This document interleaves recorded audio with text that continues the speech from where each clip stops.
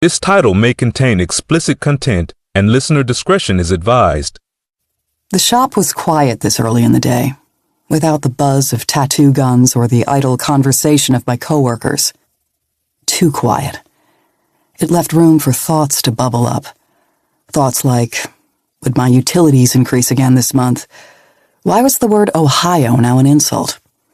And would that mole on my thigh eventually turn into skin cancer and kill me? I plugged my phone into the sound system and put on my favorite playlist to drown out my inner monologue.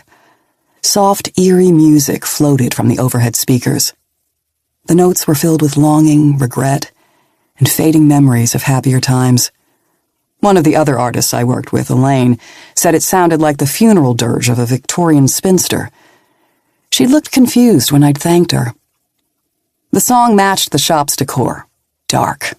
Gothic. Framed antique ephemera hung on the walls.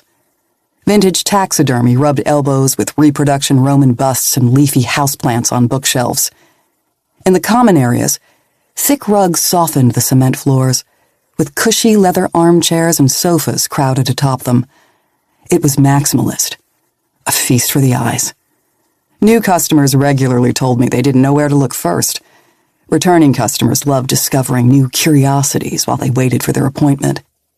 It had turned into a sort of game, with me switching out pieces to see who would be the first to notice a new addition. I carried my morning coffee and my tablet over to the seating area and curled up in my usual corner spot. Sometimes, I still couldn't believe this place was mine. That I'd created my dream tattoo parlor out of what had once been a lifeless concrete cube. It had taken a lot of hard work. Countless hours of planning and drafting and arguing with contractors when they tried to nickel and dime me. There were moments when I'd felt like it would never get done, that I would fail at this like I'd failed at everything else. Too flighty to stick it out, too weak to follow through. But somehow, I'd persevered through that hellish, stressful year, and the reward of sitting here, staring at what I'd accomplished, made it all worth it. I took a sip of coffee before setting it aside to pick up my tablet.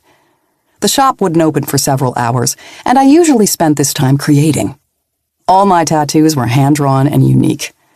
I was a neo-traditionalist, melding vintage and modern styles. My specialty was pronounced line work and vibrant colors with a dash of whimsical illustration. Art Nouveau meets Studio Ghibli. The style wasn't for everyone, but those who loved it, loved it. I'd been working at my craft for years. I was good at what I did, and it showed in my busy schedule. Today, I had 3 tattoos and 2 consultations scheduled. And while that might not sound like a lot to a lay person, it was. One of the tattoos was small and wouldn't take much time, but the other 2 were much more complex. I was looking at 8 hours of tattooing, and I could already feel my back twinging with anticipatory stiffness. I'd need several painkillers and a heating pad tonight, but again, worth it. A rattle at the front door had me lifting my head. This part of the city was up and coming, meaning there were as many nice parts as there were bad ones, and the threat of break-ins was real. The curtains were shut, so I couldn't see who was out there, but I wasn't worried. Instead of glass, the windows were made of a clear, shatter-proof polycarbonate. Every inch of the shop, both inside and out, was covered with cameras, and I'd installed grade 1 commercial locks on all the doors. It was really hard to break in here. Trusting my security measures, I went back to drawing. The door